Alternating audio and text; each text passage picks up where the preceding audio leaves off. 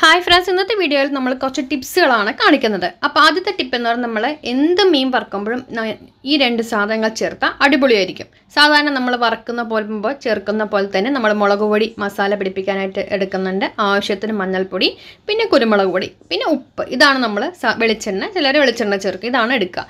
പക്ഷേ അതിൻ്റെ കൂടെ വേറെ 2 ഐറ്റംസ് കൂടെ നമ്മൾ എടുത്തു കഴിഞ്ഞാൽ അതിൻ്റെ സ്വാദൊന്ന് മാറി മറിയുന്നത് നിങ്ങൾ കണ്ടോളൂ കേട്ടോ. അപ്പോൾ എന്താ എന്ന് പറഞ്ഞു കഴിഞ്ഞാൽ മല്ലിപ്പൊടി, മല്ലിക്കുത്തൊന്നും വരില്ല, നിങ്ങൾ ഇട്ട് നോക്കിക്കോളൂ. ഞാനിപ്പോൾ ഇത്രയും മീനൊരു 3/4 സ്പൂണോളം എടുക്കുന്നുണ്ട്. നല്ലൊരു ടേസ്റ്റാണ് വരിക. ഓക്കെ, നമ്മൾ എടുത്തിട്ടിട്ടുണ്ട്. ഇനി ഞാൻ വിനീഗർ, ഈ വിനീഗറിന് പകരം നിങ്ങൾക്ക് നാരങ്ങാനീര് ഉപയോഗിക്കാം. പക്ഷേ വിനീഗറാണ് നമ്മൾ ചേർക്കുന്നുണ്ടെങ്കിൽ മീൻ ഉടഞ്ഞു പോവില്ല. ഒന്നാമത്തെ കാര്യം, പെട്ടെന്ന് തന്നെ ഉപ്പും മുളകും അതിലേക്ക് പിടിക്കും. ഓക്കെ, അപ്പോൾ ഒരു 1/2 സ്പൂൺ വിനീഗർ വൈറ്റ് വിനീഗർ ചേർത്തിട്ടുണ്ട്. ശേഷം നമ്മൾ വെള്ളം അല്ലെങ്കിൽ വെളിച്ചെണ്ണ ചേർത്ത് നമുക്ക് മിക്സ് ആക്കി എടുക്കാം മസാല. അപ്പോൾ വിനാഗിരി ചേർത്ത് കഴിഞ്ഞാൽ അപ്പോൾ ചാള പോലുള്ള സംഭവങ്ങൾ ഉണ്ടാക്കുമ്പോൾ വിനാഗിരി ചേർത്ത് കഴിഞ്ഞാൽ ആ ഉളുമ്പ് മണം നമുക്ക് മാറിക്കിട്ടും. പിന്നെ അതുപോലെ തന്നെ വിനാഗിരി ചേർക്കണം, നന്നായിട്ട് ഉപ്പും മുളകും അതിൽ പിടിക്കും. അതുപോലെ തന്നെ ഉടഞ്ഞു വരാതെ നമുക്ക് കിട്ടും. ഇനി നമുക്കിതിലേക്ക് മസാല സാധാരണ നമ്മൾ ചെയ്യുന്ന പോലെ തന്നെ മസാല പിടിപ്പിച്ചെടുക്കാം. അപ്പോൾ ഈ 2 ഐറ്റംസ് നിങ്ങൾ എന്തായാലും ചെയ്ത് നോക്കാം.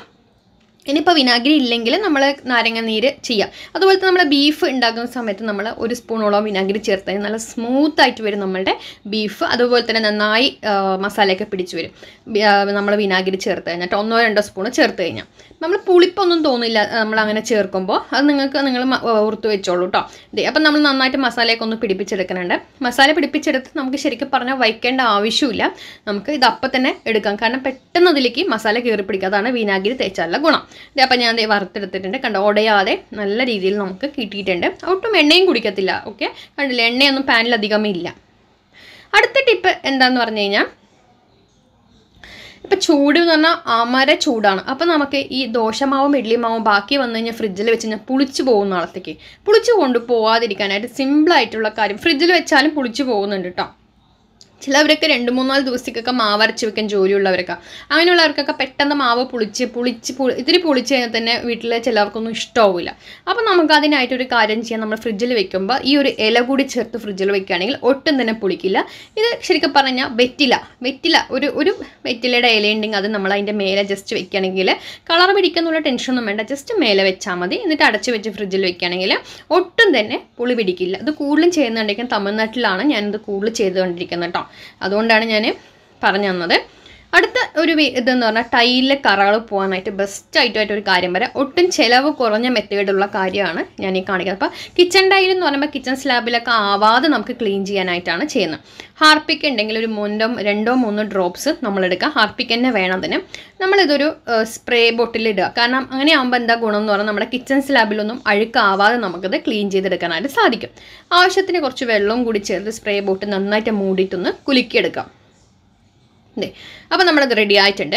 നമ്മൾ ഈ സ്പ്രേ ബോട്ടിൽ വളരെ നീരിതായിട്ട് വരുള്ളൂ കേട്ടോ. അതുകൊണ്ട് കുറച്ച് സ്പ്രേ ചെയ്യേണ്ടി വരും. പക്ഷേ വേറൊരു കാര്യമുണ്ട്, നമുക്ക് ഇത് ചിലവാവില്ല. അതുമാത്രമല്ല നമ്മുടെ കിച്ചൺ സ്ലാബ് വൃത്തിയായിട്ട് തന്നെ ഇരിക്കും. അപ്പോൾ നന്നായിട്ടൊന്ന് സ്പ്രേ ചെയ്ത് കൊടുക്കുക. കുറച്ച് നേരം വെച്ചിരുന്നാൽ കൊള്ളാം. ഞാൻ പക്ഷേ വെക്കണമെന്നില്ല, ഞാൻ അപ്പം തന്നെ അങ്ങ് ക്ലീൻ ചെയ്യാണ്. കണ്ടോളത് കണ്ടോ, വളരെ നീരിതായിട്ട് മാത്രമേ കുഞ്ഞ് സ്പ്രേ ബോട്ടിലാണ് ഞാൻ എടുത്തിരിക്കുന്നത്. നമ്മളുടെ സാനിറ്റൈസറൊക്കെ എടുക്കില്ല, ആ ബോട്ടിലാണ് ഞാൻ എടുത്തിരിക്കുന്നത്. അപ്പോൾ നമ്മൾ ജസ്റ്റ് ബ്രഷോ സ്ക്രബ്ബറോ സ്റ്റീൽ സ്ക്രബ്ബർ എടുക്കരുത്, സ്പോഞ്ച് എടുത്താൽ മതി കേട്ടോ. അല്ലെങ്കിൽ നമ്മുടെ ഇങ്ങനത്തെ ബ്രഷ് ഉണ്ടെങ്കിൽ അതെടുത്തിട്ട് നമുക്ക് അല്ലെങ്കിൽ നമ്മുടെ പഴയ ബ്രഷ് ഉണ്ടെങ്കിൽ അത് വെച്ചിട്ട് ചെയ്യാം. പഴയ ബ്രഷൊക്കെ പല്ലേക്കുന്ന ബ്രഷ് വെച്ച് ചെയ്യുമ്പോൾ ഒരുപാട് സമയം എടുക്കും. ഓക്കെ, അപ്പോൾ ഇത് നന്നായിട്ടൊന്ന് ഉരയ്ക്കാം. കണ്ടോ, ജസ്റ്റ് ഒന്ന് ആക്കിയാൽ മതി.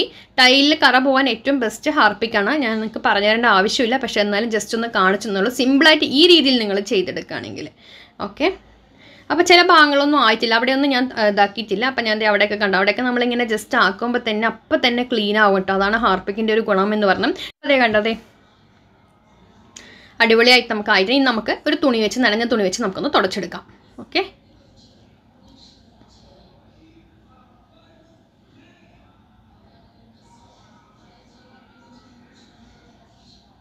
അപ്പോൾ ഈ ഒരു വേറൊരു സൈഡ് മാത്രം ഞാൻ അവിടെ നമ്മൾ ഹാർപ്പിക്ക് ആക്കിയിട്ടില്ല. ആ ഒരു ഭാഗത്ത് ജസ്റ്റ് ഒന്ന് ആക്കിയ ശേഷം ബ്രഷ് വെച്ചിട്ട് ഒന്ന് ആക്കി കൊടുക്കണം. എന്നിട്ട് നമ്മൾ തുടയ്ക്കുമ്പോൾ തന്നെ നല്ല നിറം വരുന്നതാണ്. എന്തായാലും ഈ ടെക്നിക്കുകളൊക്കെ നിങ്ങൾ ചെയ്ത് നോക്കുക.